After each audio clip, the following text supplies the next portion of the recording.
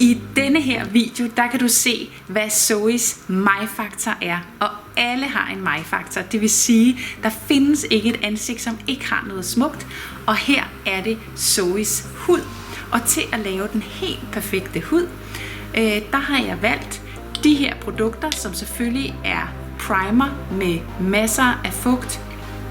Foundation, også med fugt. Men som du kan se, så har jeg valgt at lægge bare en lille smule, fordi Zoe har sådan nogle fine fregner, så dem vil jeg ikke gå ind og dække. Så det jeg gør, det er, at jeg toner op i de områder, hvor huden har brug for ekstra dækkeevne, hvor huden er lidt mere tynd under øjnene.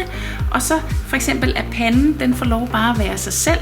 Og det har jeg gjort ved at blande de to farver her, sådan så jeg får blandet en farve, der passer perfekt til huden. Så har du nogle skønne fregner, som netop er din mig-faktor. Har du en fin hud, og egentlig ikke har brug for det store, men har nogle områder, du godt vil dække, så er kombinationen af de her produkter genial til det. Så har jeg fokus på Julies bryn, som absolut er hendes mig-faktor. Og til det, der bruger jeg de her to, som selvfølgelig er brynblyant, og der har jeg valgt den, der hedder Hazel, og så bruger jeg Brow Styler.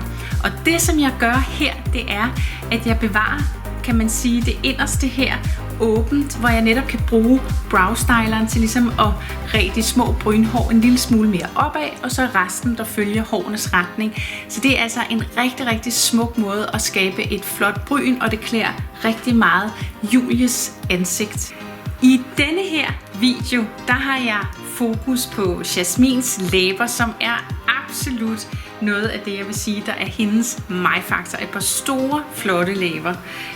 Og der har jeg altså lige taget sådan en helt vild forårsfarve. Man kan selvfølgelig tage mere dæmpet farver, hvis man er til det. Selvfølgelig lagt Universal Lip Liner i kanten af læben inden, som går ind og holder læbestiften på plads, så den ikke løber, glatter de små ujævnheder eller linjer, man har rundt om læben.